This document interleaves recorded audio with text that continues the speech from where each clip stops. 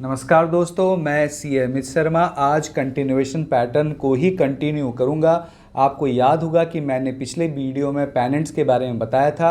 आपने अगर उस वीडियो को नहीं देखा है तो आप जाकर देखिए और इसको आप ज़्यादा अच्छे से समझ पाएंगे। मैं आज आपको फ्लैग्स के बारे में बताऊंगा जो एक कंटिन्यूएशन पैटर्न का ही पार्ट है। इसमें भी जो ट्रेंड चला रहा है वो कुछ समय तक रुककर फिर उसी ट्रेंड में वापस स्टार्ट हो जाता है। तो चलिए हम लोग इसको समझने के लिए मेरे कंप्यूटर स्क्रीन पर चलते हैं। तो आज हम लोग फ्लैग पैटर्न के बारे में समझेंगे। आपका ये वीडियो पूरा देखना बहुत ज़रूरी है क्योंकि मैं इस वीडियो में आपको रियल एग्जांपल में भी समझाऊंगा कि फ्लैग कैसा दिखता है, किन किन कंपनियों में फ्लैग पैटर्न बन रहा है और किस कंपनी में ये पैटर्न बनकर भी आपको धोखा दे सकता है। तो आप मेरे वीडियो को पूरा ज़रूर देखें।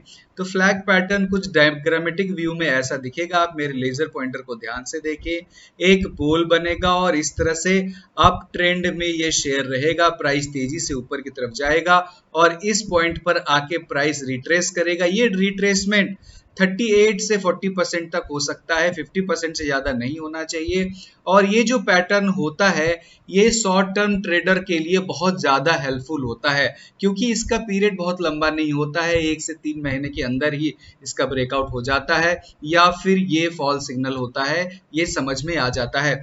तो इस तरह से ये एक रेजिस्टेंस लाइन होता है और ये एक सपोर्ट लाइन है, इन दोनों के बीच ही ये प्राइस मूव करता है। तो ये कुछ हमें फ्लैग मतलब झंडे के आकार का दिखता है।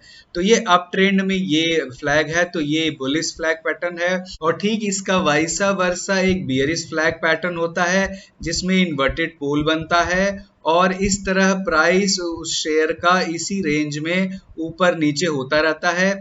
इस लाइन को हम लोग सपोर्ट लाइन कहते हैं और इसे रेजिस्टेंस कहते हैं। और इस पॉइंट पर ये शेयर ब्रेकआउट देता है और नीचे की तरफ डाउन ट्रेंड में कंटिन्यू करने लगता है। आपको ये बिल्कुल ध्यान देना है कि हमें इस ब्रेकआउट पॉइंट के बाद ही इसमें इंटर करना है और इस आसपास आपको स्टॉप लॉस रखना है। और जो हमारा टारगेट बनेगा वो इस पोल की जो लेंथ होगी ये इसे हम लोग अपने ब्रेकआउट पॉइंट पर ऐड कर देंगे तो हमें पता चल जाएगा कि इसका टारगेट क्या है।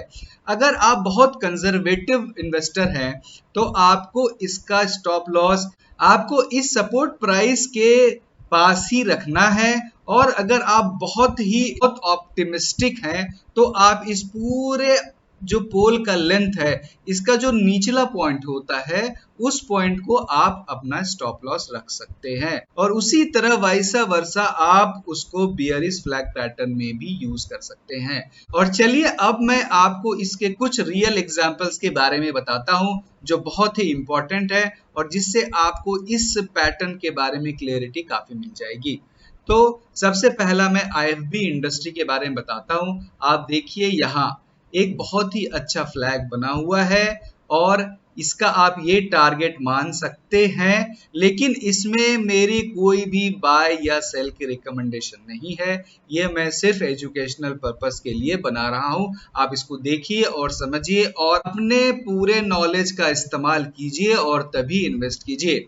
तो ये आप देखिए आईएफबी इंडस्ट्री का एक एग्जांपल है। उसी तरह टीटीके प्रेस्टीज का देख लीजिए, इसमें कई मल्टीपल फ्लैग्स बन रहे हैं। देखिए इस पॉइंट पर फ्लैग बना, यहाँ ब्रेकआउट दिया, फिर यहाँ फ्लैग बना और ये ब्रेकआउट देने की कोशिश कर रहा है बट ये फिर नीचे आ गया। बट ये हो सकता है कि ये भी एक ब्रेकआउट दे दे। उसी तरह आप देखिए अमृतांजन में देखिए यहाँ एक फ्लैग बना, उसके बाद ब्रेकआउट हुआ, फिर देखिए यहाँ भी एक फ्लैग बन रहा है और हो सकता है कि ये ब्रेकआउट दे दे। तो लेकिन आपको इसमें स्टॉप लॉस लेकर ही चलना है क्योंकि कई बार फॉल्स ब्रेकआउट्स भी होते हैं। अब मैं आपको एक ऐसा एग्जांपल देता हूं जिसमें एक बेयरिश फ्लैग बन रहा था लेकिन वो उस ट्रेंड को कंटिन्यू नहीं करता है और वो उसका रिवर्सल भी हो जाता है।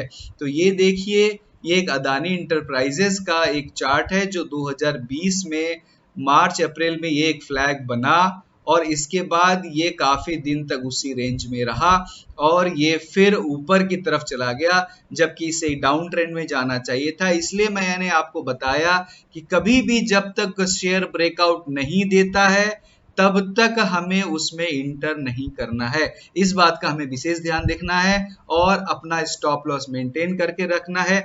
अपने रिस्क टेकिंग कैपेसिटी के हिसाब से ही हम लोग स्टॉप लॉस रखेंगे ताकि हमारा रिस्क भी मिनिमाइज रहे। तो मुझे उम्मीद है कि आपको मेरी वीडियो अच्छी लगी होगी, आप पूरी तरह समझ गए होंगे। तो आप मेरे वीडियो को लाइक करें, कमेंट करें और सब्सक्राइब करना तो बिल्कुल ना भूलें। धन्यवाद।